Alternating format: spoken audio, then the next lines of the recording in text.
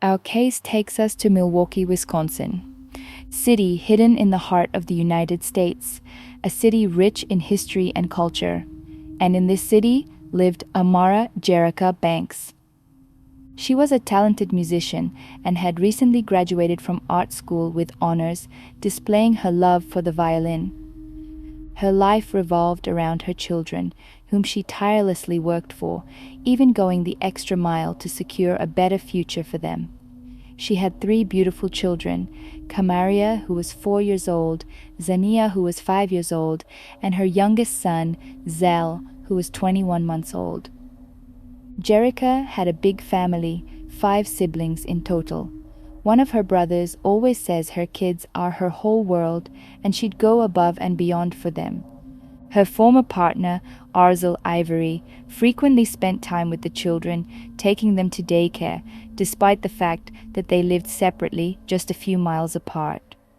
While Arzel expressed a desire to marry Jerica, she hesitated due to the absence of romantic feelings between them. Instead, Jerica sought from him the role of a committed and involved father for their children. Over the past few years, Jerica has dedicated herself to building a new life with her children, independent of Arzel. Shortly before turning 2, the Banks family experienced an unthinkable tragedy as baby Zell succumbed to complications from bronchitis. It was an overwhelming amount of grief that had struck her family, but Jerica poured all her efforts into giving him a meaningful farewell, setting up a fund for a Lion King-themed funeral. But it did not end here. Things were not about to get any easier. On the fateful night of February 7, 2020, after Zell's funeral, Jerica and her daughters returned to their apartment. Little did they know that this night was about to take a dark turn. After around 1 a.m., a resident witnessed a woman running through a parking lot, barefoot and bleeding from her mouth, desperately pleading with someone not to harm her. The situation turned silent, but they did not realize that it was Jerica. Another neighbor, living next door, heard thumping sounds against the wall at 1:51 a.m. and saw Jerica shouting. The neighbor observed a man following her, dragging her back inside. She was alarmed and made a 911 call reporting the disturbing situation. But when police arrived just 9 minutes later, they struggled to locate the source of the call. Despite patrolling the complex and parking nearby for observation, the officers couldn't discern any signs of an argument or domestic disturbance. The dispatcher had categorized the call as a priority, but crucial information, like the caller's proximity to the disturbance, was not communicated, which resulted in a lack of effective response. But by the following day, Jerica and her 2 daughters were nowhere to be found. Multiple family members conveyed their worry, emphasizing that Jerica wouldn't behave in such a way, given her routine and commitments. It was not like her to just disappear from all communication sources. The last time they saw the family was at Jerica's apartment nearly a week ago. Her family did not waste any time in contacting the police to search for her. Then, a major development occurred when the police received a call from the father of Jerica's estranged partner, Arzel, who had fled to Memphis. He claimed that his son had confessed to killing Jerica and her daughters. Authorities contacted Milwaukee police and a warrant was issued for Arzel's arrest. The police obtained a search warrant for Jerica's apartment, and concerns escalated when officers entered Jerica's apartment with a cadaver dog, discovering signs of a cleanup attempt and the presence of human blood. And some other inconsistencies, a mysterious hole in the bedroom wall, a missing comforter, all pointing to one conclusion. Something horrible had gone down in this apartment. The police were clear that Jerica and her daughters were in some serious danger, and with that, the search for the Banks family was intensified. And then everyone's worst fear was about to be true. And that's where we begin tonight. An Amber Alert ends in heartbreak. A Milwaukee mom and her two daughters found dead in a north side garage today, and the man accused in their death is in custody several states away. On Sunday, February 16th, the burnt remains of Banks and her daughters were found in a Milwaukee garage located near 47th Street and Burleigh Street a day after an Amber Alert was issued for the children. Milwaukee Police Chief Alfonso Morales defended the timing of the Amber Alert during a news conference, emphasizing that the case initially began as a missing person investigation before foul play became apparent.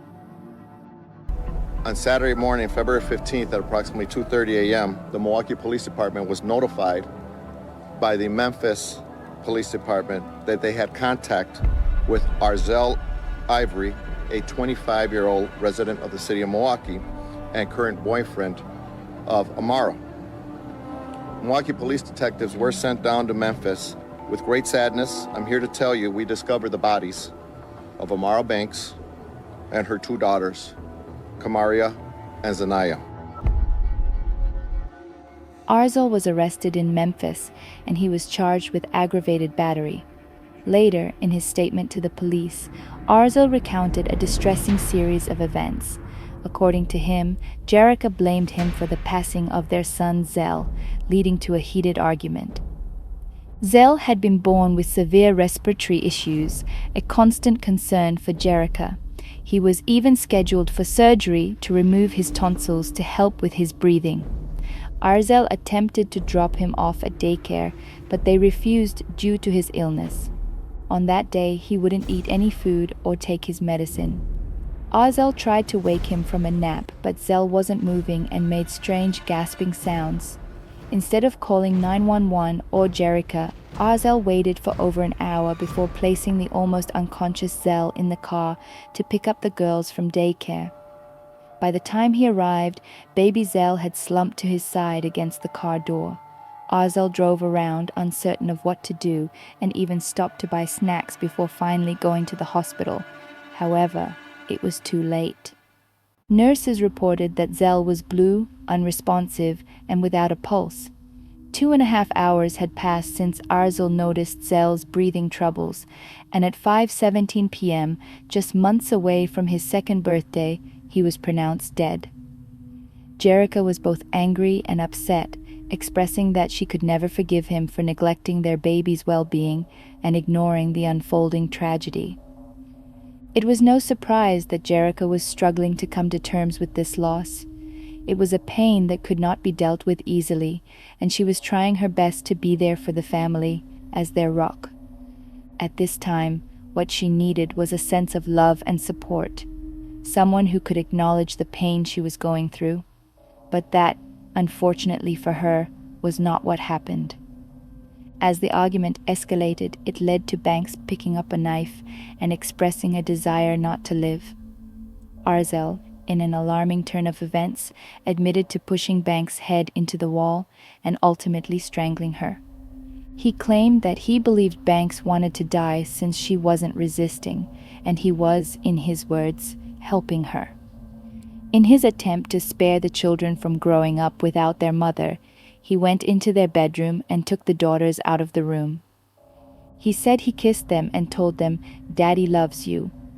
He then told her that her mother wanted her in heaven with her and strangled both of them. So in his understanding, he had sent them to heaven, a better place than the constant suffering of having to deal with the death of Zell. It was a shock to Jerica's family, learning the horrifying nature of their daughter's last moments and how she was struggling inside but had put on a strong face for her family. Arzel also disclosed his initial intention to dismember the bodies, but later decided against it.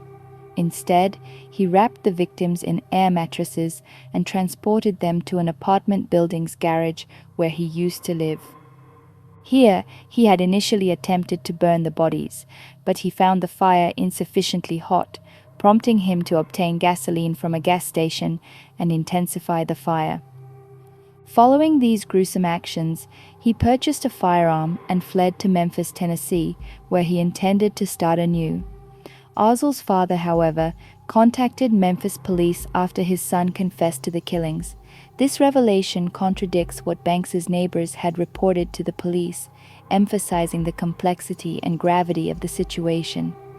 Disturbingly, he went on to describe an even more gruesome attempt, mentioning that he tried to dismember the bodies. However, he halted this horrifying act when he encountered the resistance of bone. Life in prison without parole, that's the sentence for 27-year-old Arzel Ivory. Ivory killed his girlfriend and their children in February 2020.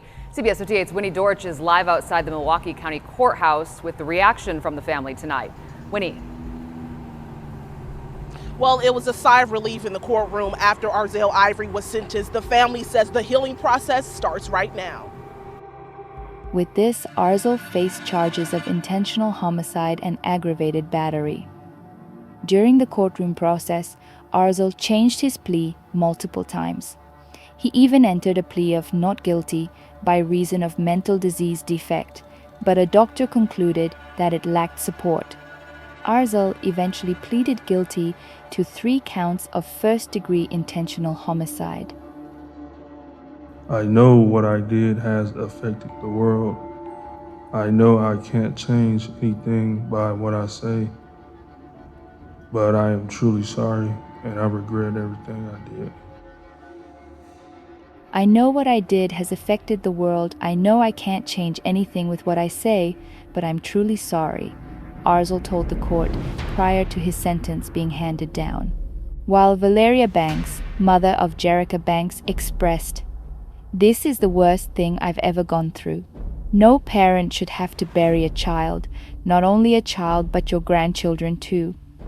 It was definitely an emotionally charged trial, with family members giving victim impact statements.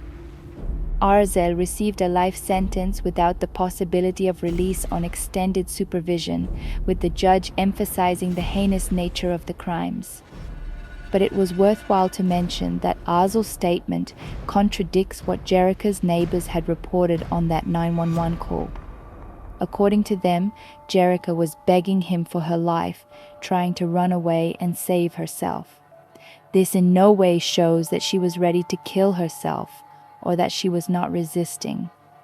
It suggests that even though Arzel was held accountable for this triple murder, he might have not given a true account of the events of that night. We may never know the actual reason he had killed the Banks family. This is a human rights issue. It's at that intersection where racism, sexism, classism meet. Thursday, February 13th, Banks's brother sent 12 News an email asking for help finding his sister and her 2 daughters. She ain't been active on Facebook or anything. I've been calling her phone since the day she came up missing the last time I seen her. I've been blowing her phone up every single day. All of a sudden today, the phone is off. We reached out to police that same morning. They told us this was not a critical missing case. I believe whites feel safe with police because a large part of the police force is white and they can empathize with whites. But when whites come into the black community, sometimes they may not understand the culture. Sometimes they may have implicit bias, and that factors into the service.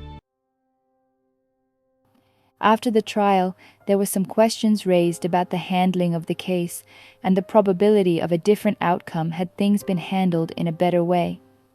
This included delays in media coverage and the 911 dispatcher's errors.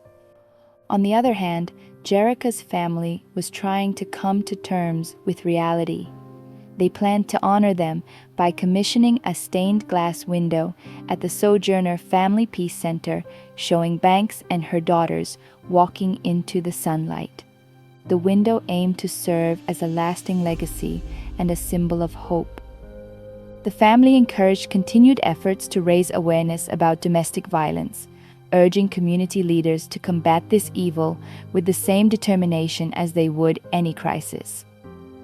In an interview after the sentencing, a family spokesperson, a close friend, addressed the public on behalf of Jerica Banks' family. The family expressed gratitude to the people of Wisconsin, acknowledging the support of the victim's advocate, district attorney, and the court. They emphasized that accountability had been demanded from Arzel for the immeasurable loss inflicted on their beloved Jerica and her daughters. The family also reflected on the emotional weight of the situation, stating that justice was served, but true closure remained elusive. They highlighted the impact on their lives, emphasizing the void left by unfulfilled dreams and the absence of the once beautiful smiles and laughter of the children. We had treated Arzel like a son. He had been in our house for dinner, celebrated holidays with us.